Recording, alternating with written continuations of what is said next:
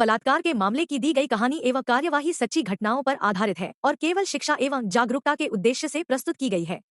दर्शाए गए नाम एवं चेहरे काल्पनिक है। इसका किसी भी प्रकार से कानूनी सलाह के रूप में उपयोग नहीं किया जाना चाहिए।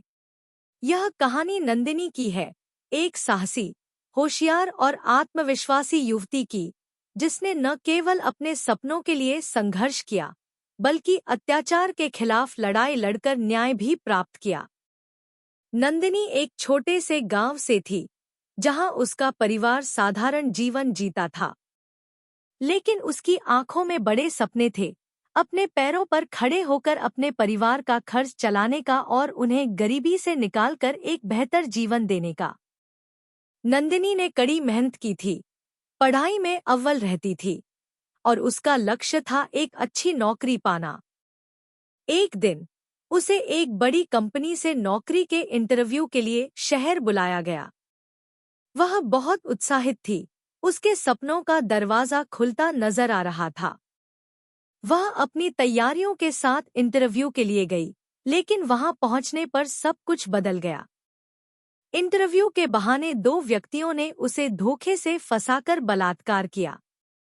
नंदिनी का शरीर और आत्मा इस घटना से टूट चुके थे। उन अपराधियों ने उसे धमकी दी कि अगर उसने इस घटना के बारे में किसी से कुछ भी कहा या पुलिस में शिकायत की, तो वे न केवल उसे बल्कि उसके परिवार को भी मार देंगे। नंदिनी की हिम्मत एक पल के लिए टूट गई थी। उसकी दुनिया अंधकारमय हो गई। उसने सोचा कि अगर वह कुछ कहेगी तो समाज में उसकी और उसके परिवार की इज्जत खत्म हो जाएगी। लेकिन कुछ दिनों बाद नंदिनी को समझ में आया कि अगर वह चुप रहती है तो उन अपराधियों का हौसला और बढ़ जाएगा। उसने साहस बटोरा और अपनी सबसे करीबी सहेली को पूरी घटना बताई। उसकी सहेली ने उसे तुरंत सखी केंद्र ले जाने का फैसला किया। सखी केंद्र एक महिला सहायता संगठन था जिसमें हिंसा से पीड़ित परेशान महिलाओं की समस्या सुनी जाती है और निःशुल्क न्याय दिलाने में उनकी मदद की जाती है। सखी केंद्र की एक्टिविस्टों ने नंदिनी की बात ध्यान से सुनी और उसे इस कठिन समय में मानसिक और भावनात्मक समर्थन दिया। उन्होंने उसे समझाया कि अगर वह चुप रहेगी तो ये अपराधी न केवल उसकी जिंदगी बर्बाद करेंगे, बल्कि और भी महिलाओं को शिकार बना सकते हैं। यह सुनकर नंदिनी ने अपनी चुप्पी तोड़ने का निर्णय किया। एक्टिविस्टों ने उसे पुलिस में शिकायत दर्ज कराने के लिए हिम्मत दी और उसके साथ हर कदम पर खड़ी रहने का आश्वासन दिया, लेकिन नंदिनी ने बताया कि उसने अपने माँ बाप को बताया था, लेकिन वह आगे लड़ने के लिए तैयार नहीं है। उनका कहना है कि इज्जत तो नंदिनी की ही जाएगी। इस पर सखी केंद्र की कार्यकर्ताओं ने कहा कि हम तुम्हारे माँ बाप से बात करेंगे। सखी केंद्र की इमरजेंसी हेल्पलाइन सर्विस के साथ नंदिनी के घर गए और फिर जब उनके माँ बाप तैयार नहीं हो रहे थे आगे लड़ाई के लिए, उनका कहना था कि बेइज्जती मेरी बेटी की, मेरे परिवार की होगी। तब इमरजेंसी हेल्पलाइन सर्विस के कार्यकर्ताओं ने उनसे एक वास्तविक कहानी साझा की। उन्होंने बताया कि यह कहानी है एक राधा नाम की एक युवा लड़की की, जो कि नंदिनी की तरह ही बेहद टैलेंटेड थी और अपने परिवार का सहारा बनना चाहती थी। उसके सपनों में अपना पैरों पर खड़े होकर एक अच्छे जीवन की उम्मीद थी। राधा को एक दिन एक बड़ी कंपनी से नौकरी के इंटरव्यू का बुलावा आता है। उसकी खुशी का ठिकाना नहीं रहता और वह बड़े सपनों के साथ इंटरव्यू के लिए शहर जाती है।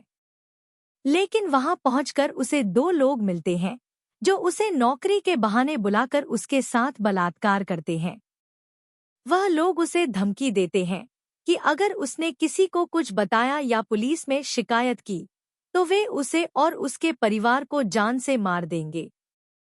राधा भयभीत हो जाती है और अपने इस बड़े दर्द को किसी से साझा नहीं कर पाती।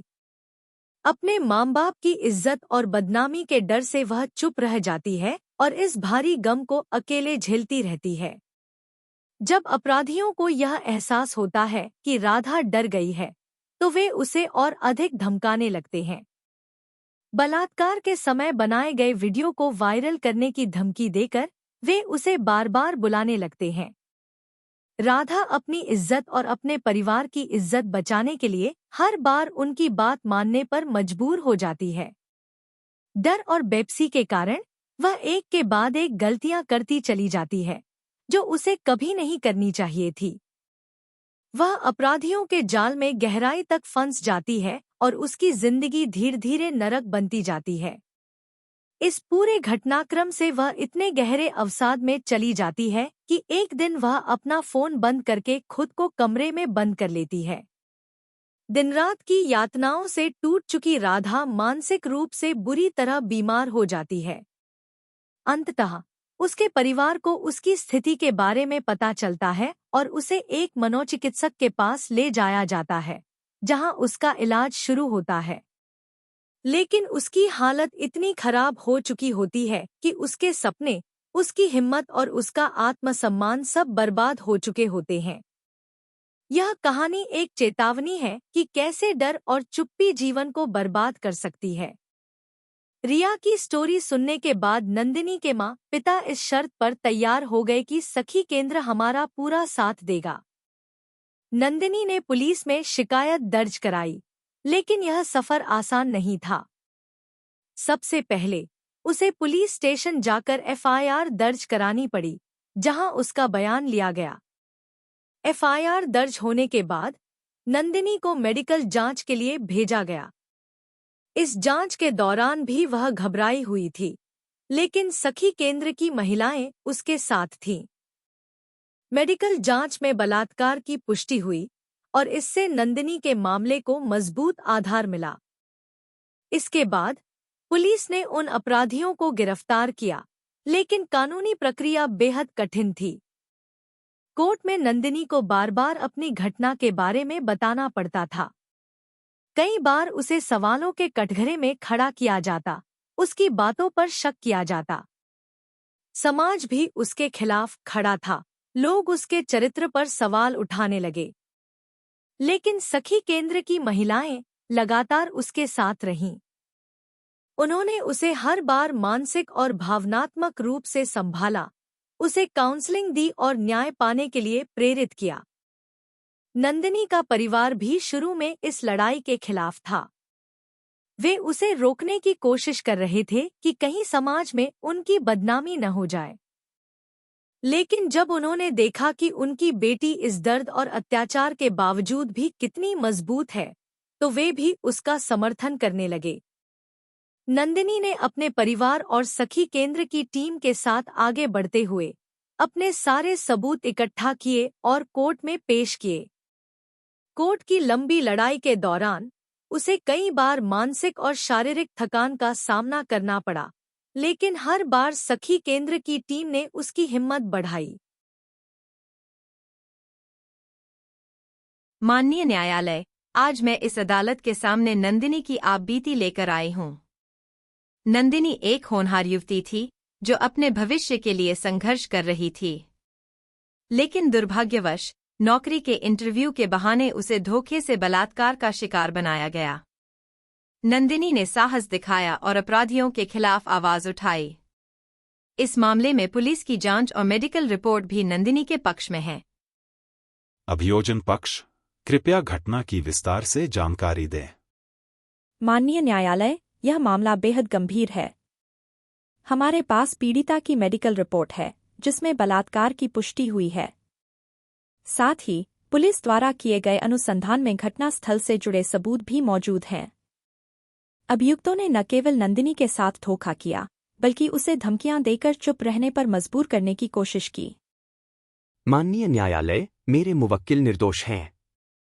यह मामला एक साजिश का हिस्सा है जिसमें पीड़िता ने झूठे आरोप लगाए हैं। मेरे मुवक्किल को फंसाया जा रहा है। पीड़िता को कटघरे में बुलाया जाए। नंदिनी, आप इस अदालत को बताएं कि उस दिन आपके साथ क्या हुआ था। उस दिन मुझे एक बड़ी कंपनी में नौकरी के इंटरव्यू के लिए बुलाया गया था। मैं बहुत उत्साहित थी, लेकिन वहां पहुंचने पर उन दोनों व्यक्तियों ने मुझे धोखे से एक कमरे में ले जाकर मेरे साथ बलात्कार किया। उन्होंने मुझे धमकी दी कि अगर मैंने कुछ भी कहा तो वे मेरे परिवार को नुकसान पहुंचाएंगे। कुछ दिनों तक मैं डरी हुई थी, लेकिन फिर मैंने सखी केंद्र की सहायता ली और पुलिस में शिकायत दर्ज कराई।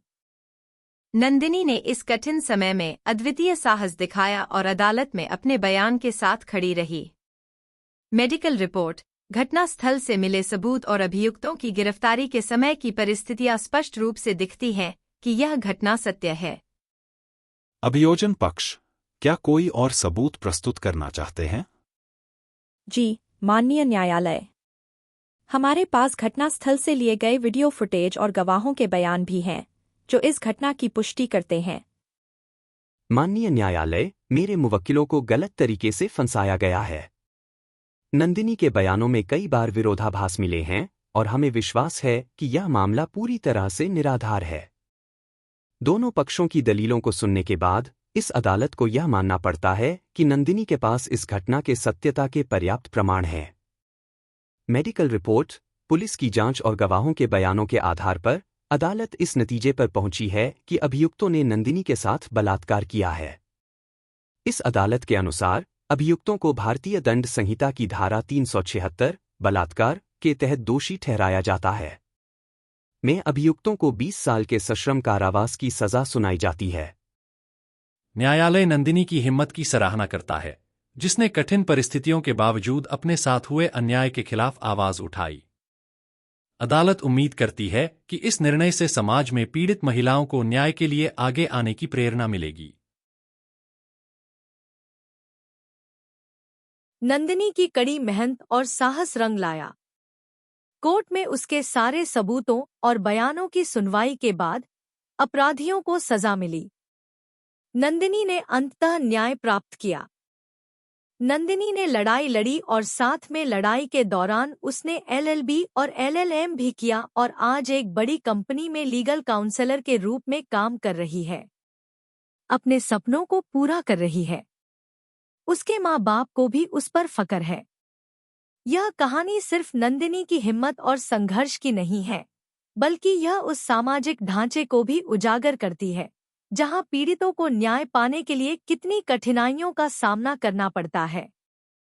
नंदिनी ने न केवल अपने बलात्कारियों को सजा दिलवाई, बल्कि वह समाज की उन महिलाओं के लिए भी एक प्रेरणा बनी, जो अत्याचार सहने के बाद चुप्पी साध लेती हैं। नंदिनी की यह लड़ाई उसके आत्मसम्मान, उसकी हिम्मत और उसके परिवार के लिए एक नई शुरुआत थी। उसने समाज के डर से ऊपर उठकर अपने लिए न्याय की लड़ाई लड़ी और जीत हासिल की। यह कहानी उन तमाम लड़कियों और महिलाओं के लिए प्रेरणा है, जो अपने दर्द को दबाकर जीती हैं। उन्हें बताती है कि अगर साहस हो, तो न्याय की राह पर चलना संभव है।